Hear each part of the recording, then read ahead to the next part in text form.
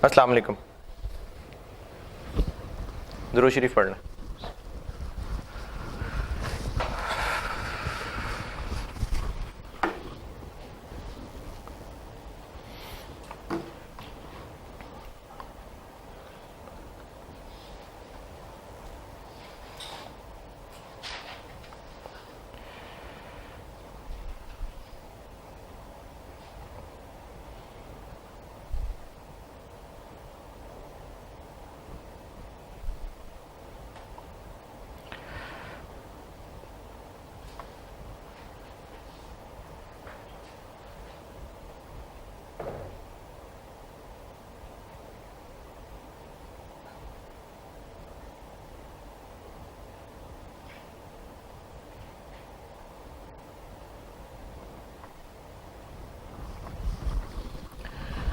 एक सवाल क्लास में किया था और एक सवाल मैंने होमवर्क दिया था। अच्छा हाँ, याद आया, एक ना क्वेश्चन था जो मैं, ये कौन सी क्लास है 80, वो किस में किया होगा, 84 लेक्चर में ना एक क्लास में सवाल किया था मैंने ABC वाला, जिसमें हम कोई एडवर्टाइजिंग कैंपेन करने वाले थे और उस कैंपेन में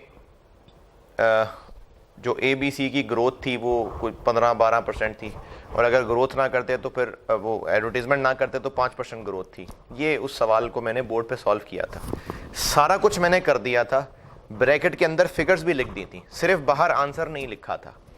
जिनके पास राइस की बुक है ना, उसमें गलत सॉल्व हुआ हुआ है। एक तो उसमें फिक्स कॉस्ट पता नहीं कहाँ से आई है, दूसरा वो गलत सॉल्व हुआ हुआ है, बिल्कुल गलत सॉल्व हुआ हुआ है और उसका सोल्यूशन ठीक नहीं है। तो आपको जो सोल्यूशन मैंने बोर्ड पे कर दिया था, ब्रैकेट के अंदर फिगर्स भी लिख दी थी मैंने। तो अगर कोई जी ब्रैकेट की फिगर्स टैली करा दें तो ब्रैकेट के अंदर सारी फिगर्स लिख दी थी, बस आपने मल्टीप्लाई करके आंसर निकालना है। तो जिनके पास राइस की बुक है उसमें वो उसका सोल्यूशन गलत है, तो वो टैली करना चाहे तो अपने किसी ऐसे दोस्त से शेयर कर लेना, पूछ लेना जिसके पास, या ग्रुप में पूछ लेना कि वो पैक का सोल्यूशन या ICAP का ओरिजिनल सोल्यूशन भी अगर, तो वो उसमें से चेक कर ले। मैंने जो सवाल क्लास में किया था कल डिजिटल इंडस्ट्रीज़ वाला, उसके बारे में एक सवाल है स्टूडेंट का, हो सकता है आप में से भी किसी को एतराज़ हो कि जो हमने लॉस ऑन पुराना प्लांट लिया है उसको फिक्स कॉस्ट क्यों लिया है।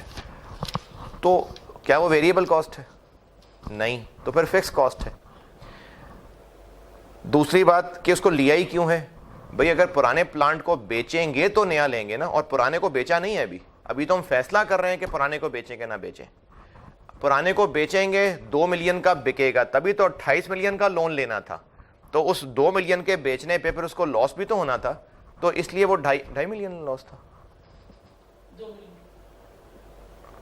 जो भी 2-2.5 मिलियन जो भी लॉस था, इसलिए फिर उसको लॉस ऑन डिस्पोजल भी अकाउंट फॉर करना था। ना करते तो ये तो फेयर ही नहीं है, 2.5 मिलियन। तीसरी बात जो मैं खुद कह रहा हूं, अभी तक किसी सवाल में आई नहीं है लेकिन इस सवाल से मुझे याद आ गई। हम लोग जब ये टारगेट प्रॉफिट निकाल रहे हैं, ये जो इक्वेशन है ना CVP की, सेल और PBT, सेल से लेके PBT तक हम पहुंचेंगे ही तब जब सारे इनकम एक्सपेंसेस कवर कर लिए होंगे। ये नहीं हो सकता कि 2-4 इनकम एक्सपेंस छोड़ के बाकी के ऊपर बात कर लें, नहीं, सारे लिखेंगे तो ही तो PBT तक पहुंचेंगे।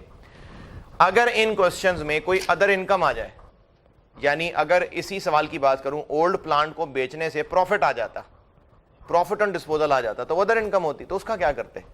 तो ये जो हम लोग टोटल फिक्स कॉस्ट ले रहे होते हैं ना, अदर इनकम हो तो इसी में नेट करेंगे, यानी वो भी इसी इक्वेशन के अंदर ही आएगी। टोटल फिक्स कॉस्ट माइनस हो रही होती है तो वो 7 प्लस हो रही होगी। इन अदर वर्ड्स आप कह लें कि टोटल फिक्स कॉस्ट में ही उसको लेस कर रहे होंगे आप, टोटल फिक्स कॉस्ट में आप इसको लेस कर रहे होंगे अदर इनकम अगर आ जाती तो। अच्छा, इसके अलावा एक सवाल मारूफ इंजीनियरिंग के नाम से होमवर्क दिया था और उसका सोल्यूशन भी आप लोगों को मैंने दिया था। इस सवाल की वर्डिंग में आपको एतराज़ हो सकता है, वो मैं आपको इस सवाल की वर्डिंग समझा देता हूं। हमने अपनी कुछ मशीन्स रिप्लेस करने का इरादा किया है और वो जो मशीन्स हम नई लाने लगे हैं ये हाई टेक मशीन हैं, ज़्यादा एडवांस्ड हैं। होगा क्या कि अब हम इसकी आने के बाद लोग कम कर देंगे, तो जो पहले लोग 500 काम किया करते थे अब 400 लोग काम करेंगे, 100 बंदे निकाल देंगे, क्योंकि हाई टेक मशीन्स होगी, एडवांस टेक्नोलॉजी होगी, तो सारा काम, काफ़ी सारा काम ऑटोमेटिक होगा। तो इसलिए हमारे नंबर ऑफ वर्कर्स अब 500 से 400 पे रह जाएंगे। और टूटी फूटी इंफॉर्मेशन दी हुई है, यानी सेल्स पर मंथ दी हुई है, इन लोगों की वेजेस दी हुई हैं, और मैंने इसलिए नोट कर अजम्पशन दी थी सोल्यूशन में कि जो वेजेस हैं ये बेशक पर मंथ हैं लेकिन वो सेल्स भी तो पर मंथ बराबर ही हैं, तो स्टिल ये मैंने कहा था कि वेरिएबल है, मैंने नोट लिख के कहा था कि वेरिएबल है, तभी तो वर्कर्स कम ज़्यादा हुए हैं, तो इसको मैंने वेरिएबल कहा था। वेरिएबल है, इट मीन्स के कंट्रीब्यूशन के अंदर ही शामिल है। तो आपको टूटी फूटी इंफॉर्मेशन दी हुई है, वेजेस दी हुई हैं, अदर बेनिफिट्स जो कि 35% ऑफ वेजेस हैं, नंबर ऑफ यूनिट्स बताए हुए हैं। ये जो लिखा है ना प्रॉफिट वॉल्यूम रेशो, ये CS रेशो का ही एक और नाम है, ये CS रेशो ही का एक नाम है। Profit volume ratio CS ratio को ही कहते हैं। क्यों? क्योंकि वो कौन सा प्रॉफिट है जो वॉल्यूम से डायरेक्टली लिंक होता है, कंट्रीब्यूशन या नेट प्रॉफिट? कंट्रीब्यूशन। तो ये उसकी रेशो दी हुई है, तो इसलिए प्रॉफिट वॉल्यूम रेशो ये CS रेशो ही है।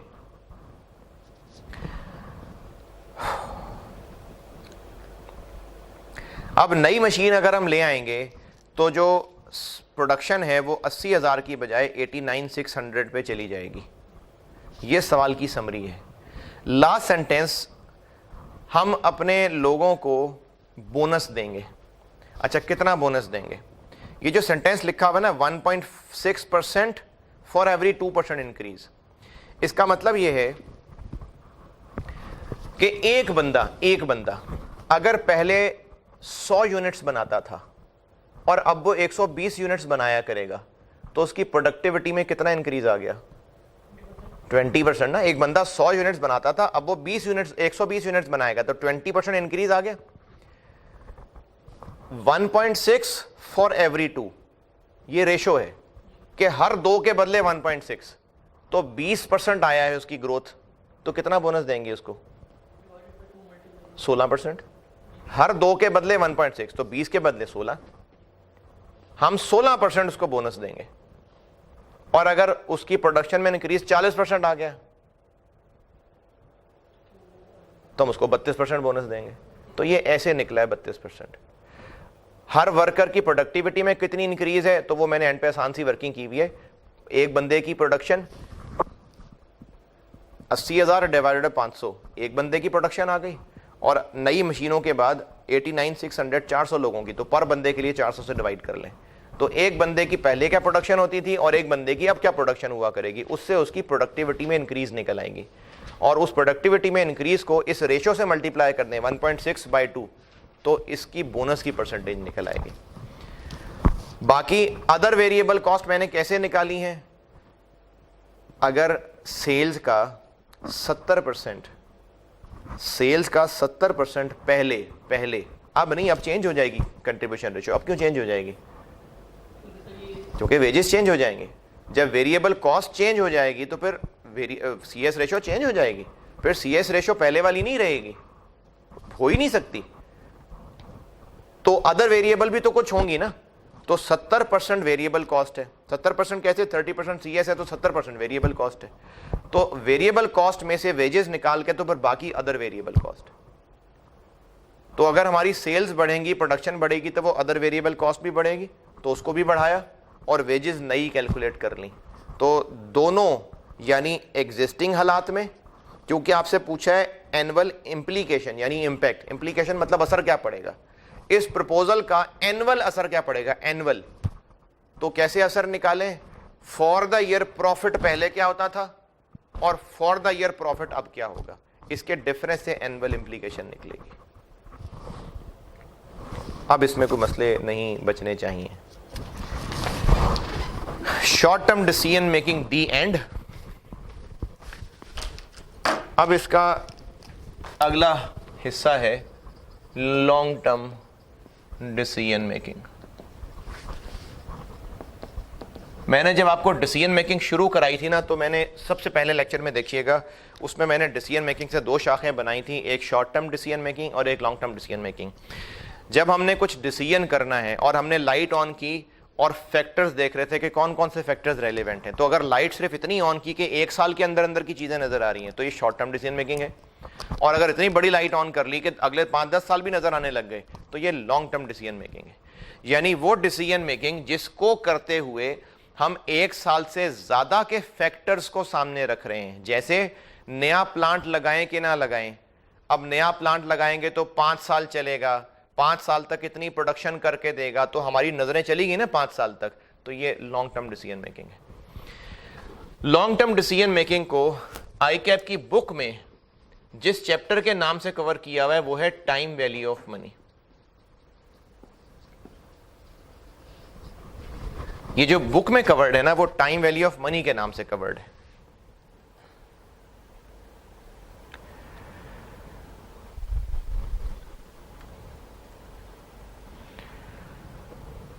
चैप्टर 17।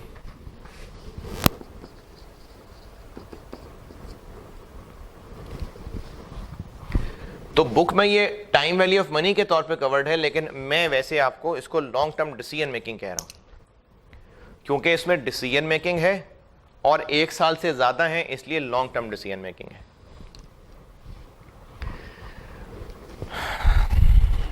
अगर हमें 200 रुपए लगा के 250 मिल रहे हैं तो ये फिजिबल है, अच्छी बात है, 50 रुपए एक्स्ट्रा मिल रहे हैं। लेकिन अगर आज 200 लगा के 2 साल बाद 250 मिल रहे हैं, अब फिजिबल है? पता नहीं, क्योंकि 200 और 250 कंपेरेबल नहीं है। क्यों कंपेरेबल नहीं है? क्योंकि कल का 250 आज का 250 नहीं है, क्योंकि जो कल 250 में चीज आती होगी आज वो 250 में नहीं आती। जो 2 साल बाद मिलने वाला 250 है आज वो 250 के बराबर क्यों नहीं है? एक रीजन महंगाई भी हो सकती है, एक रीजन ये भी हो सकती है कि अगर हमें किसी कस्टमर को क्रेडिट सेल करनी है और वो कहता है कि जी मेरे पास पैसे साल बाद होंगे, 500 की सेल कर रहे हैं, वो कहेगा साल बाद दूंगा 500। नहीं यार, साल बहुत ज़्यादा है, अभी दे दो, अभी तो मेरे पास 400 हैं, बस दे दो 400, दफ़ा करो, ठीक है, ख़त्म करो बात, नहीं लेते हम तुमसे 500, अभी 400 दे दो।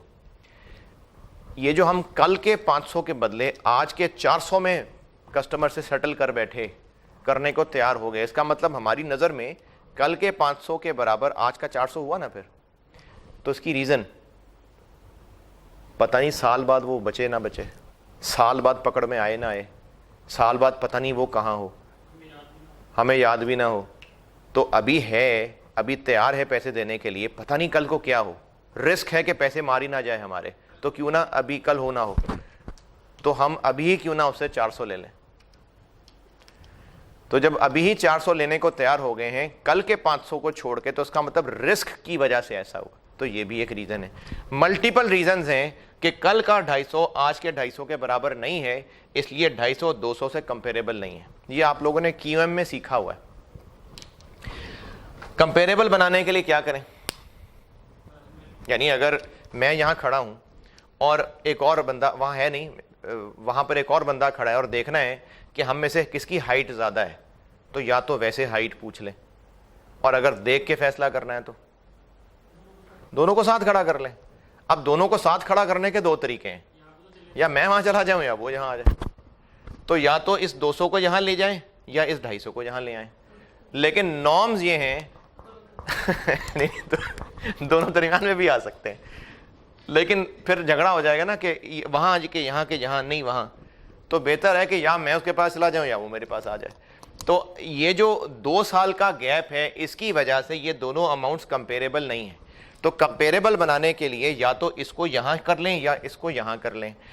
नॉर्म्स ये हैं, क्योंकि डिसीजन मेकिंग हमने आज करनी है आज, तो हम इसको यहां शिफ्ट कर लेंगे और इसकी इक्विवेलेंट आज क्या वैल्यू होगी, इसको 250 की प्रेजेंट वैल्यू कहते हैं। मैं कहता हूं 212 होगी। 250 और 200 कंपेरेबल नहीं है, लेकिन 212 और 200 कंपेरेबल है। क्यों? क्योंकि अब एक पॉइंट ऑफ टाइम पे आ गए। अब हमें पता चल रहा है कि 200 लगा के 212 मिलेगा, तो ठीक है, अच्छा है, अच्छी इन्वेस्टमेंट।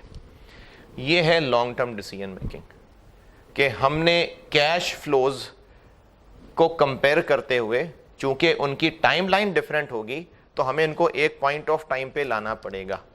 अब इसके लिए आपको डिस्काउंटिंग आनी चाहिए। आती है? जिन लोगों ने अभी FAR 2 भी साथ पढ़ा है तो लीजेस में अच्छी खासी डिस्काउंटिंग कराई थी। जिन्होंने FAR 2 पढ़ा है अभी, उनको ये आती है डिस्काउंटिंग। जिन्होंने FAR 2 पढ़ा था और भूल भाल गए या डिस्काउंटिंग की ही नहीं थी तो QM में भी पड़ी हुई है। लेकिन अगर QM पास किए हुए साल, 2 साल, 3 साल, 4 साल, 5 साल, 6 साल हो गए हैं तो फिर वो भी भूल गया होगा। तो उसके लिए एक काम मैंने ये किया है कि मैंने ना अभी डिस्काउंटिंग बड़ी तफसील से तकरीबन कोई पौना घंटा लगा के, तो मैंने CFAP 4 में BFD का जो पेपर है, जो इसका एडवांस पेपर है ना, अभी कॉस्ट पढ़ा रहा हूँ, तो जिन्होंने कल को बड़े होना है, CFAP पे आना है, CFAP 4 BFD पढ़ना है, वो इसका एडवांस लेवल है। और ये जो मैं अभी टॉपिक पढ़ाने लगा हूँ ना कॉस्ट अकाउंटिंग के अंदर, इसका एडवांस लेवल इन्वेस्टमेंट अप्रेजल के नाम से कोई 25-26 नंबर का सवाल आता है BFD के अंदर। तो मैंने उनको, क्योंकि उनको भी यही मसला था जो आपको मसला है, उन्होंने भी बचपन में पढ़ी हुई थी डिस्काउंटिंग, तो मैंने उनके लिए वो डिस्काउंटिंग सारी रिवाइज कराई थी। तो अब आप एक काम ये करिए कि इस लेक्चर को अभी पॉज करें और लेक्चर 86 सप्लीमेंट के नाम से मैंने एक और टुकड़ा साथ अवेलेबल किया हुआ है। आप वो टुकड़ा सुने पहले जाके, जब वो टुकड़ा पूरा सुन लें फिर 86 पे आइएगा। तो 86 लेक्चर अभी यहीं छोड़ दें और 86 सप्लीमेंट पे चले जाएं और आप उस सब को पहले पूरी सुने, पौना घंटा लगेगा तकरीबन। उसके बाद फिर आप 86 लगाएं तो ये भी तकरीबन को पौने घंटे का लेक्चर है। तो अल्लाह हाफिज़, जाएं 86 सप्लीमेंट करें, सुने जाके।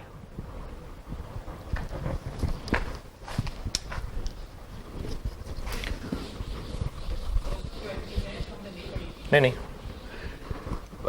परपेचुटी एक चीज़ है बस।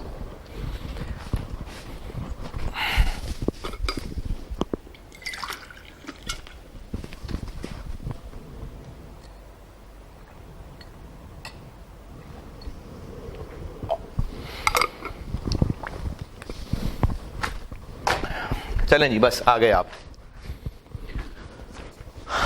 तो अब आपको डिस्काउंटिंग आती है। लॉन्ग टर्म डिसीजन मेकिंग की जो आपके सिलेबस में टेक्निक्स हैं,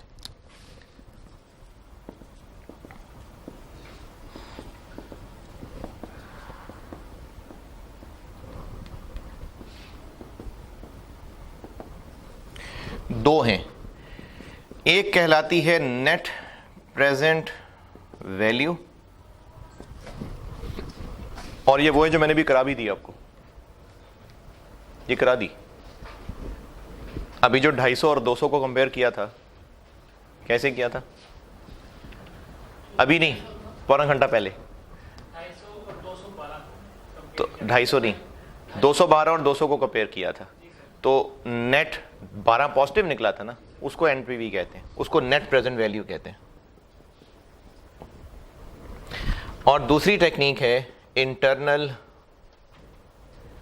रेट ऑफ रिटर्न, इसको IRR कहते हैं। ये दो हैं जो आपके सिलेबस में हैं, और इन दोनों टेक्निक्स को मिला के डिस्काउंटेड कैश फ्लो टेक्निक्स कहते हैं, यानी DCF, discounted cash flow techniques. इस नाम में एक मतलब ये छुपा है कि एक तो ये दोनों टेक्निक्स किस पे बेस्ड हैं? कैश फ्लोज पे। दूसरा, इन दोनों टेक्निक्स में हम लोग डिस्काउंटिंग करने वाले हैं। तो ये दो इशारे मिल गए यहां से कि इन दोनों टेक्निक्स में हम कैश फ्लोज इस्तेमाल करेंगे। कैश फ्लोज, हालांकि शॉर्ट टर्म डिसीजन मेकिंग में कहीं ना कहीं हम डेप्रिसिएशन भी ले रहे थे, कहीं ना कहीं हमने उसको काउंट किया था, लेकिन यहां पर हमने कैश फ्लोज लेने हैं। Cash flows, depreciation cash flow नहीं होता। और दूसरी चीज कि इसमें हम लोग डिस्काउंटिंग किया करेंगे।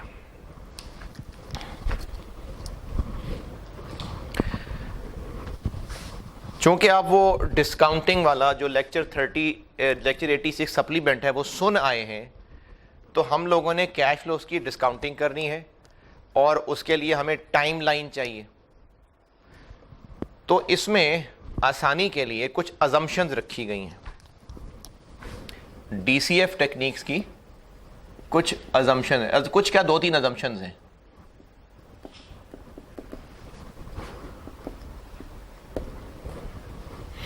डीसीएफ टेक्निक्स के लिए 2-3 अजम्पशंस हैं।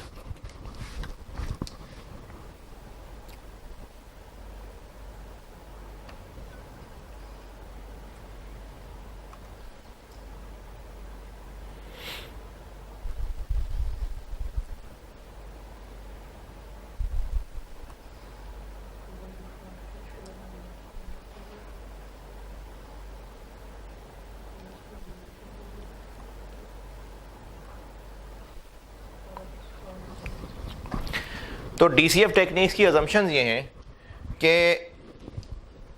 अच्छा, इनको ना इन्वेस्टमेंट अप्रेजल भी कहते हैं, इन्वेस्टमेंट डिसीजंस भी कहते हैं। आल्दो कि आपके सिलेबस में जो सवाल टेस्ट होंगे उनमें ज़रूरी नहीं है कि सिर्फ इन्वेस्टमेंट ही हो, लेकिन मोस्टली इन्वेस्टमेंट ही होनी चाहिए। इन्वेस्टमेंट क्या होती है?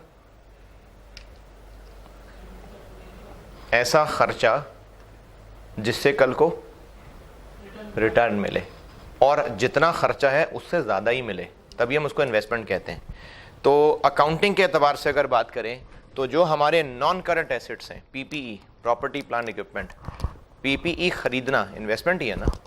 हम प्लांट खरीदते हैं ताकि उससे 5, 8, 10 साल हमें बेनिफिट्स मिले, तो इन्वेस्टमेंट है। हम लोग बिल्डिंग खरीदते हैं तो वो इन्वेस्टमेंट है, हमें उससे ओवर द पीरियड बेनिफिट्स मिलते हैं। तो जो हम लोग अकाउंटिंग के अंदर नॉन करंट एसेट्स पढ़ते थे, प्लांट, मशीनरी, बिल्डिंग, ये सारे हमारी इन्वेस्टमेंट्स हैं। और पुरानी बात अकाउंटिंग की, कैश फ्लो स्टेटमेंट FAR 1 में पढ़ी है आपने एक चीज़, उसमें होता है cash flow from investing activities, तो उनमें यही प्लांट का ख़रीदना बेचना ही आता है ना, क्योंकि ये इन्वेस्टमेंट्स होती हैं। तो हमने इस टॉपिक में प्लांट, बिल्डिंग, ये सब खरीदना होगा, और ख़रीदा नहीं है, अभी हम डिसाइड कर रहे हैं कि ख़रीदें कि ना ख़रीदें। तो इसलिए इस टॉपिक को इन्वेस्टमेंट डिसीजंस, इन्वेस्टमेंट अप्रेजल भी कहते हैं।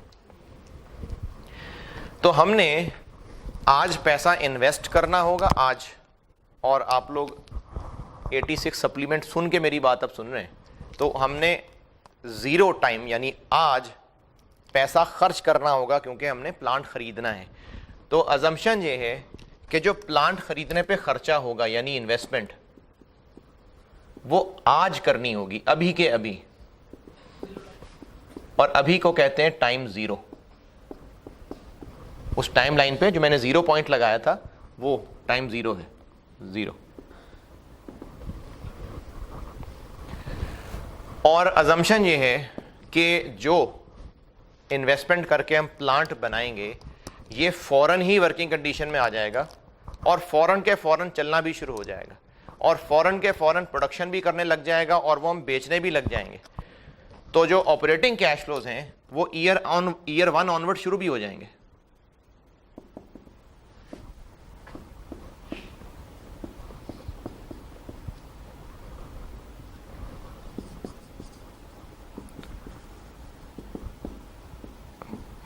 ईयर 1 ऑनवर्ड्स ही शुरू, यानी पहले साल से शुरू हो जाएंगे।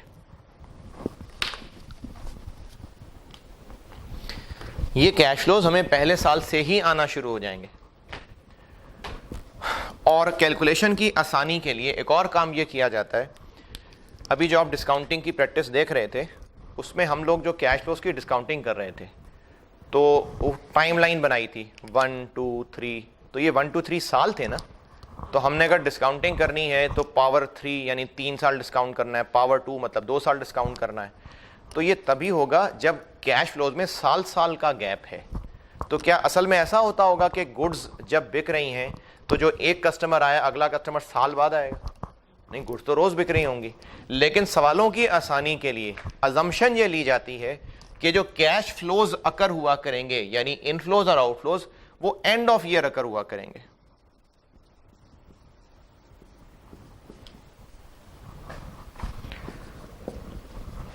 Eight end of a year या फिर at start of a year. ये हमारी assumption है। पॉइंट ये है कि कैश फ्लोज में साल साल का गैप होगा, 15 दिन, 1 दिन, 15 घंटे, 2 घंटे, ऐसा नहीं होगा। साल साल के गैप से कैश फ्लो आया करेगा, या तो वो किसी साल के शुरू में कैश फ्लो होगा या किसी साल के एंड पे कैश फ्लो होगा।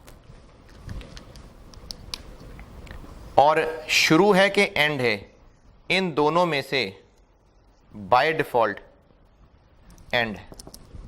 अगर कोई cash flow at start of any year होगा तो बताया होगा। इन दोनों में से ये बाय डिफॉल्ट है एंड ऑफ ईयर।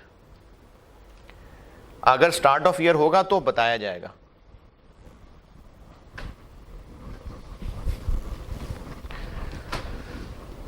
तो डीसीएफ टेक्निक्स, ये मैंने डीसीएफ टेक्निक्स लिखा है। डीसीएफ टेक्निक्स की ये कुछ अजम्पशंस हैं।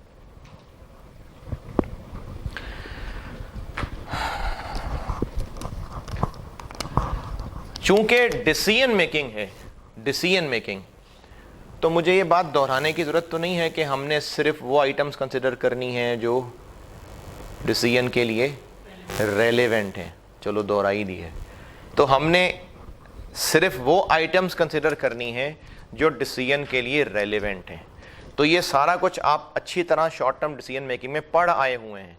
मैं फिर भी एक दोहराई के तौर पे लिख देता हूं दोबारा।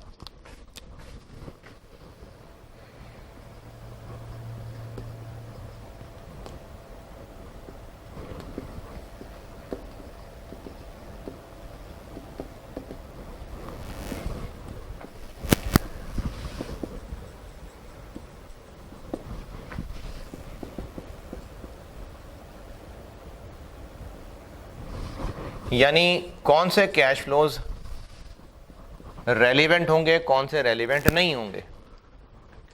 मिसाल बताता हूं। हमने एक प्लांट नया खरीद के उसको सेटअप करके एक नया प्रोडक्ट लॉन्च करना है, ये हमारे लिए। अच्छा, यहां पर ना मैं इस डिसीजन के लिए, जिस तरह शॉर्ट टर्म डिसीजन मेकिंग में वर्ड यूज करता था ना, प्रपोजल का, जॉब का, यहां पर वर्ड यूज किया करूंगा प्रोजेक्ट का।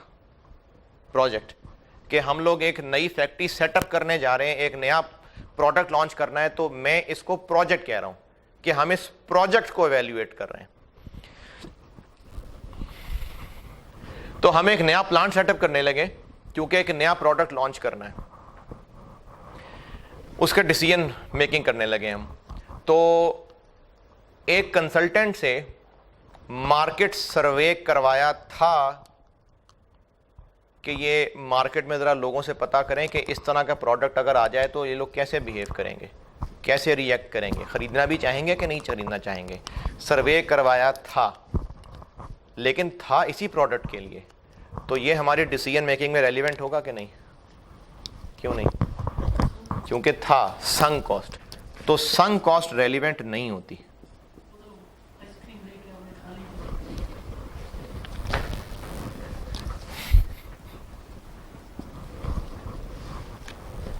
अच्छा, इसी तरह से हमने एक बिल्डिंग जो कि ऑलरेडी हमारे पास है, फैक्ट्री है, हम चाह रहे हैं कि उस बिल्डिंग में एक मशीन और लगा लें, यानी अपना प्रोडक्शन प्रोसेस को एक्सपेंड कर लें। तो वो नया प्लांट लगाएं कि ना लगाएं, एक्सपेंड करें कि ना करें, उस बिल्डिंग का रेंट, नई मशीन लगाएं या ना लगाएं, बिल्डिंग का रेंट इस डिसीजन के लिए रेलिवेंट है। क्यों? क्योंकि वो पहले भी रेंट देना है, अब भी देना है। फैक्ट्री मैनेजर की सैलरी पहले भी दे रहे थे, अब भी देनी है। तो ये हमारे कमिटेड कैश फ्लोज हैं, कमिटेड। तो वो जो कमिटेड कैश फ्लोज हैं वो रेलिवेंट नहीं है। हाँ, पहले हम फैक्ट्री मैनेजर को 5 लाख रुपए सैलरी देते थे, अगर नया प्लांट लग गया, प्रोडक्शन कैपेसिटी बढ़ गई, तो फिर उसकी तनख्वाह 6 लाख कर देंगे। तो ये जो 1 लाख है ये रेलिवेंट है। तो जो डिफरेंशियल है वो रेलिवेंट।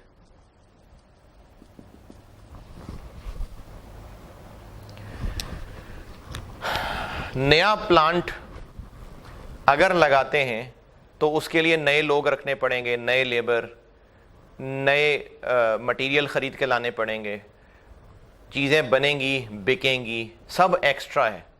ये सब रेलिवेंट है। क्यों? क्योंकि वो इसी की वजह से एक्स्ट्रा होने वाला है, इंक्रीमेंटल।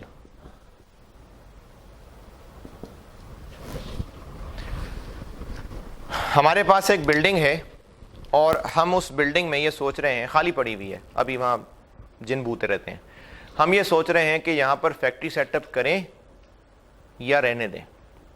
तो बिल्डिंग कितने की खरीदी थी रेलिवेंट है? नहीं। लेकिन अगर फैक्ट्री सेटअप ना करें तो फिर बिल्डिंग का कुछ और तो इस्तेमाल हो सकता है। क्या? रेंट पे दे सकते हैं, बेच सकते हैं। तो बिल्डिंग कितने की खरीदी थी ये तो रेलिवेंट नहीं है। लेकिन अगर यहाँ फैक्ट्री सेटअप कर ली तो जो बिल्डिंग बेच सकते थे अब नहीं बेच सकेंगे, वो रेलिवेंट है? रेलिवेंट है। क्या कहते हैं उसको अंग्रेजी में? Opportunity cost.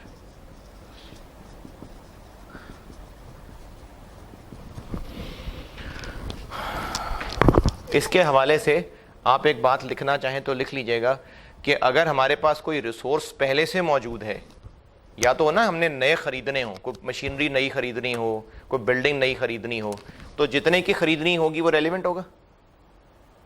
हमने एक नई फैक्ट्री सेटअप करनी है, इसके लिए नई बिल्डिंग खरीदनी पड़ेगी, नया प्लांट खरीदना पड़ेगा, तो उसकी कॉस्ट रेलिवेंट होगी। हाँ।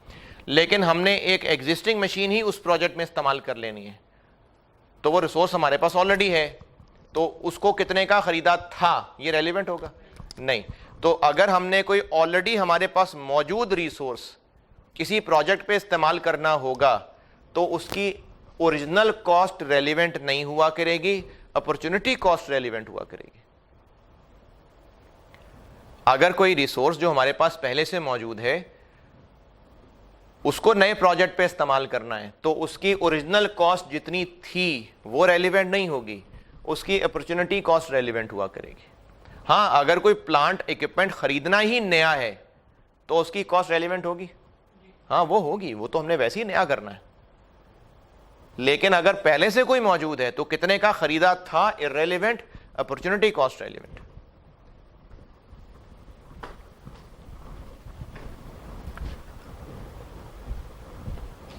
अपॉर्चुनिटी कॉस्ट की मिसालें दोबारा दे देता हूं। खाली बिल्डिंग है, किराए पे दे सकते थे, अपॉर्चुनिटी कॉस्ट है।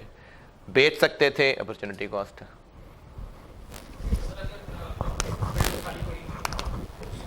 अच्छा, अगर बेच भी सकते थे और किराए पे भी दे सकते थे तो फिर अपॉर्चुनिटी कॉस्ट किसको लेंगे? जो ज्यादा होगा। जी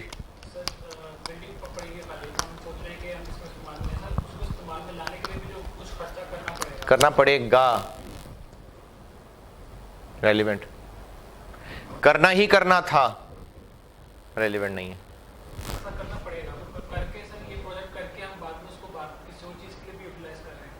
तो फिर उसकी रेजिडुअल वैल्यू हम उसको बेच सकते होंगे ना बाद में, तो फिर वो रेलिवेंट होगा।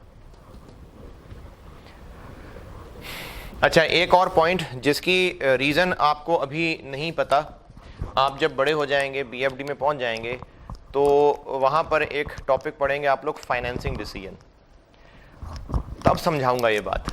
अभी बस सिर्फ मान लें कि जो है ना इंटरेस्ट और प्रिंसिपल, यानी लोन लेना और लोन देना, ये रेलिवेंट नहीं है।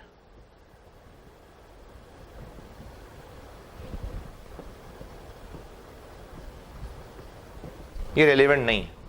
क्यों नहीं है, इस बहस को छोड़ दें, ये बीएफडी में समझ आएगी फाइनेंसिंग डिसीजंस पढ़ते हुए। अभी फिलहाल बस मान लें कि लोन लेना और लोन वापस करना ये रेलिवेंट चीज़ नहीं है, इग्नोर करेंगे इसको।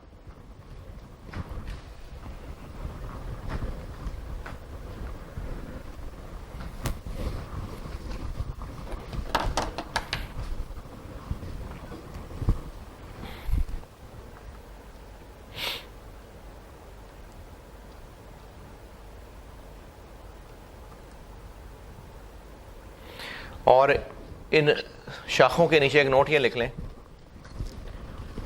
यानी इसके या इसके नहीं, दोनों के नीचे मतलब टोटल लिख लें। जो एलोकेटेड फिक्स कॉस्ट्स होंगी वो रेलिवेंट नहीं होती, लेकिन जो इस नए प्रोजेक्ट से रिलेटेड फिक्स कॉस्ट होंगी वो रेलिवेंट होंगी। यानी हम एक नई फैक्ट्री सेटअप करेंगे, नए लोग रखेंगे, सुपरवाइजर्स मैनेजर्स रखेंगे, फिक्स कॉस्ट होगी ना, लेकिन रेलिवेंट होगी। लेकिन अगर हम एग्जिस्टिंग फैक्ट्री में एक नई मशीन लगाएंगे तो जो फैक्ट्री के जनरल ओवरहेड्स हैं उस मशीन को भी एलोकेट हो जाएंगे, वो नहीं है रेलिवेंट। तो एलोकेटेड फिक्स्ड कॉस्ट रेलिवेंट नहीं है, लेकिन जो प्रोजेक्ट ही से रिलेटेड फिक्स्ड कॉस्ट हैं एडिशनल, वो रेलिवेंट है।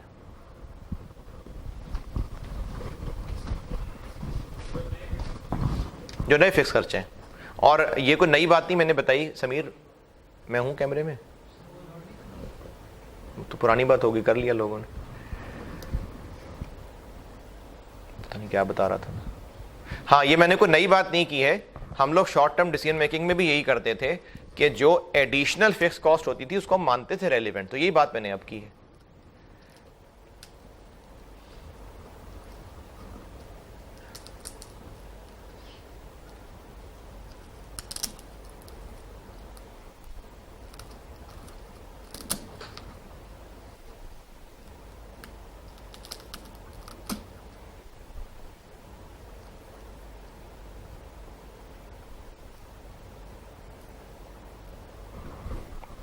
अच्छा, ये चीज़ ना मुझे बार बार शायद मैं ना बताना याद रहे मुझे, इसलिए मैं फिर से फोकस कर रहा हूँ।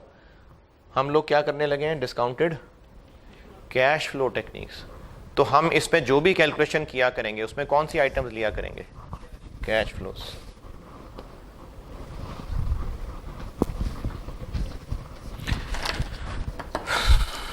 चलें जी, इन दोनों में से एक एनपीवी शुरू करते हैं।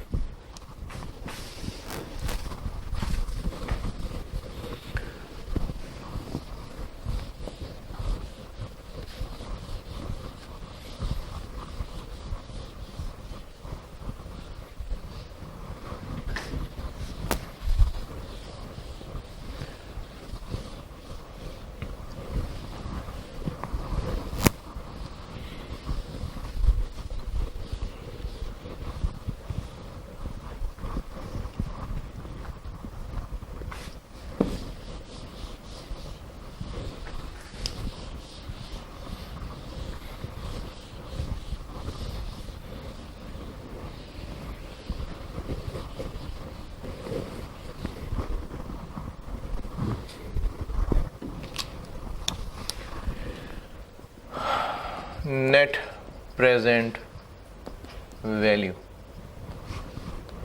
एनपीवी इसको प्यार से कहते हैं, तो आइंदा भी हम इसको प्यार से यही कहा करेंगे, NPV, net present value. NPV होती है net total present value of all relevant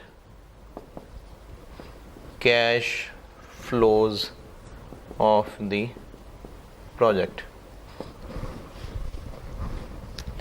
हम जिस प्रोजेक्ट का अप्रेजल कर रहे हैं, जिस प्रोजेक्ट का डिसीजन कर रहे हैं कि हम ये प्रोजेक्ट में पैसा लगाएं कि ना लगाएं, उसकी एनपीवी निकालने का तरीका होगा कि हम उसके रेलिवेंट कैश फ्लोज लिखेंगे, उनकी प्रेजेंट वैल्यूज निकालेंगे और उन प्रेजेंट वैल्यूज का नेट टोटल कर लेंगे, वो एनपीवी है। इनफ्लोज और आउटफ्लोज का जब नेट करेंगे और आंसर पॉजिटिव आएगा तो उसका मतलब इनफ्लोज आउटफ्लोज से ज्यादा है।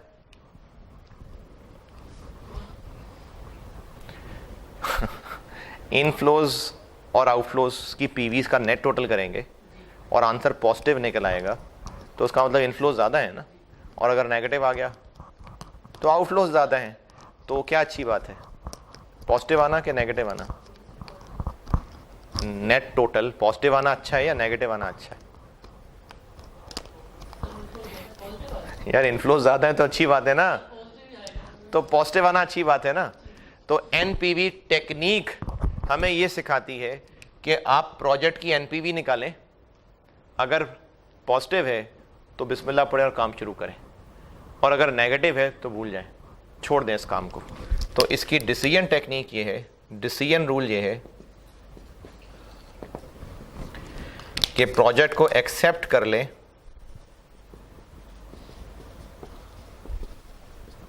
इफ इट्स एनपीवी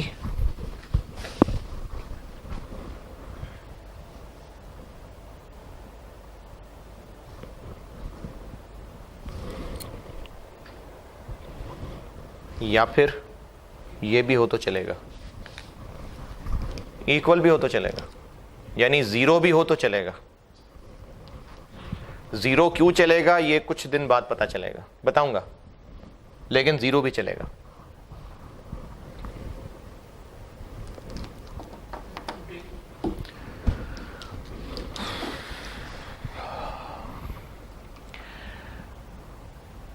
अगर आपने एनपीवी निकालनी है यानी डिस्काउंटिंग करनी है, प्रेजेंट वैल्यूज निकालनी है, तो कोई डिस्काउंट रेट भी होना चाहिए। ये डिस्काउंट रेट कौन सा होगा? जो डिस्काउंट रेट होगा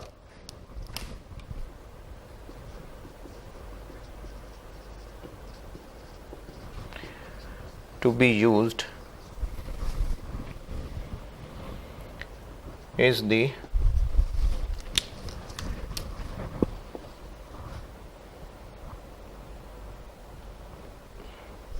required rate of return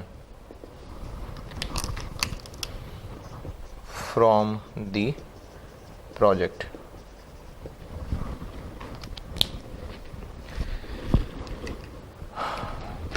कोई इन्वेस्टर जब इन्वेस्ट करता है तो रिटर्न कमाने के लिए इन्वेस्ट करता है ना। अब अगर वो इन्वेस्ट करना चाहता है तो अपने दिमाग में, अपने जहन में कोई ख्वाहिश तो रख के ही बैठा होगा। जैसे मिसाल के तौर पे, अगर आप कहीं जॉब करने में इंटरेस्टेड हैं और आपने सीवीज अप्लाई कर दिए, जॉब्स अप्लाई कर दी, अब आपको वहाँ से ऑफर्स आनी शुरू हो गई, तो आपके जहन में या तो आप इतने मायूस हैं कि कोई 15 रुपये में बुलाएगा तो आप चले जाएंगे, लेकिन अगर ऐसा नहीं है तो आप एम्प्लॉयर की ऑफर एक्सेप्ट करने के लिए जहन में कुछ टारगेट तो बना के बैठे होंगे। आपने कुछ ये तो सोचा होगा कि कम से कम इतनी ऑफर होगी तो जाऊंगा, तो ये आपका minimum required rate of salary है ना। आपने अपने स्टैंडर्ड रखे हैं कि इससे कम में मैंने नहीं जाना। अगर इससे ज्यादा मिल रही है तो भी ना कर देंगे कि नहीं आप बहुत ज्यादा दे रहे हैं।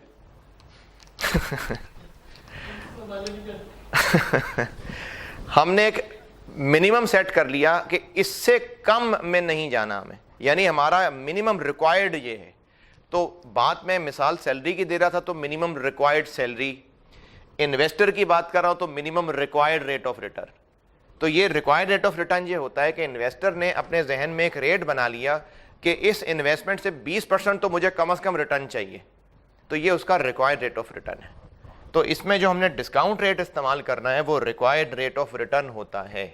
और यहाँ चलो वहाँ जगह वहाँ लिख लेता हूँ। ये जो रिक्वायर्ड रेट ऑफ रिटर्न है ये आपको सवाल में गिवन हो सकता है एक दो और नामों से।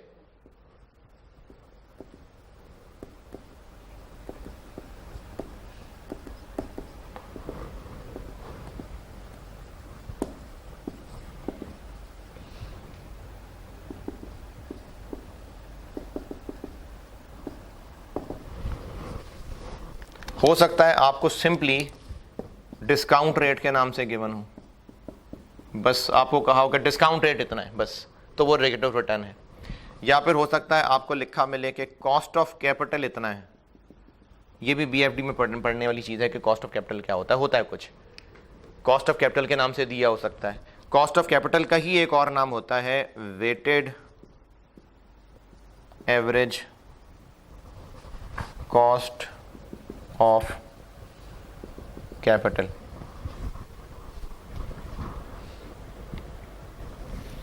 और आपके लेवल पे उलझाना चाहिए नहीं, लेकिन हो सकता है वो नाम के साथ लगा दे।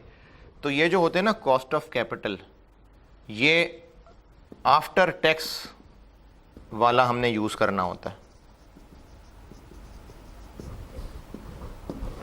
यानी हो सकता है आपको सवाल के अंदर कहा हो कि before tax cost of capital 15% है और after tax cost of capital 12% है, तो हमने कौन सा यूज करना है?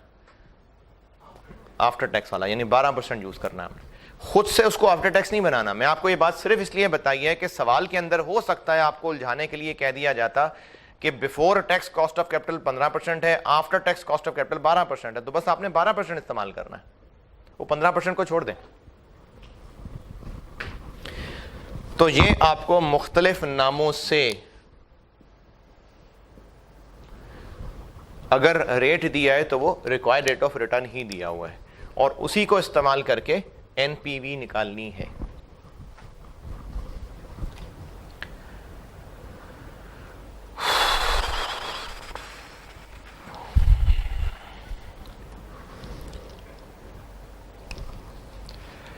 चलें, इतना काफ़ी है मेरे ख्याल में।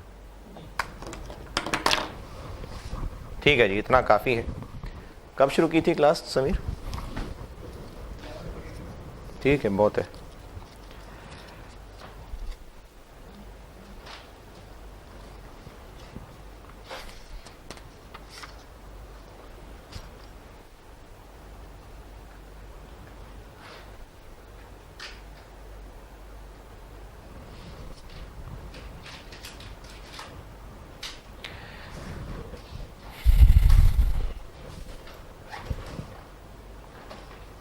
सही बुखारी में रिवायत है और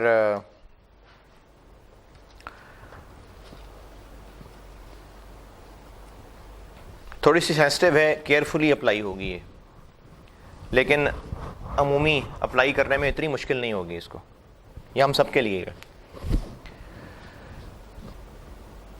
कभी आप में से कुछ लोगों को इत्तफाक हो जाए जमात नमाज पढ़ाने का, कभी आप इकट्ठे दोस्त यार हैं, आप में से कोई नमाज पढ़ा ले, या आप घर में हैं और आपने किसी वजह से जमात मिस हो गई, आपने घर में नमाज पढ़नी है, या इसी तरह से जो फीमेल्स मेरी ये बात सुन रही हैं तो घर का कोई ऐसा काम है और आपने नमाज पढ़नी है, तो इसका ये मतलब नहीं है इस हदीस का कि आप नमाज आपकी लास्ट प्रायोरिटी हो, नहीं, ये मतलब हरगिज़ नहीं है, इससे ये मतलब नहीं निकालना।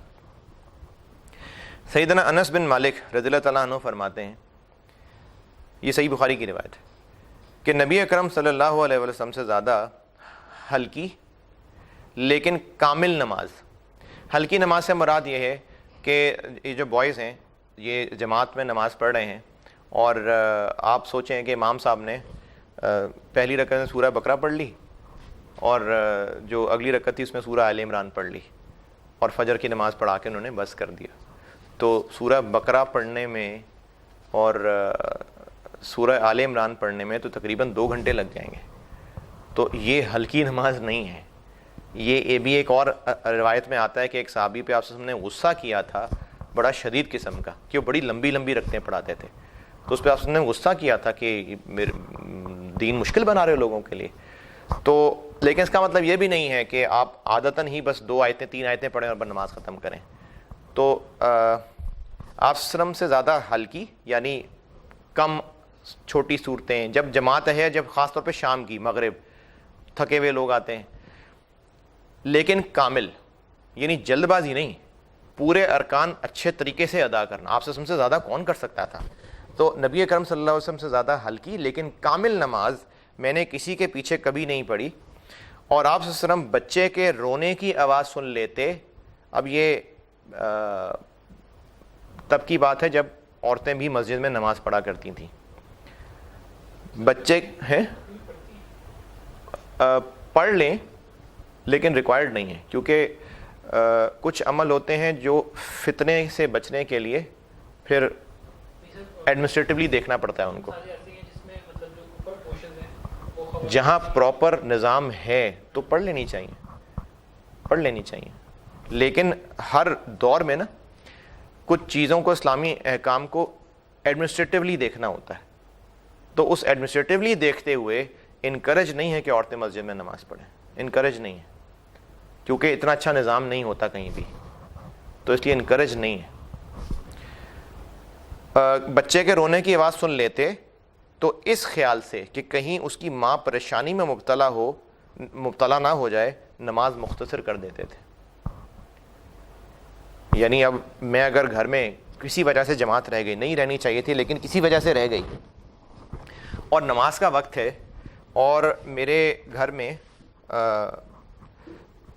मुझ पे कोई डिपेंडेंट बच्चा है, बूढ़ा वालिदैन है, वो उस वक्त इस हालत में है कि उनको थोड़ी थोड़ी देर बाद ज़रूरत पड़ती है और मैं सूरह बकरा पढ़ना शुरू कर दूं, तो हल्की नमाज पढ़नी चाहिए। ये आप इस पे अपने हालात के हिसाब से, जो लोग आपके डिपेंडेंट हैं, मुश्किल में हैं, ये नहीं कि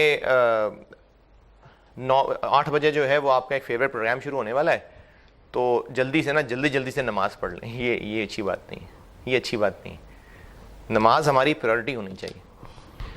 चलें जी, अगली क्लास में मुलाकात होगी इंशाअल्लाह। अल्लाह हाफिज़।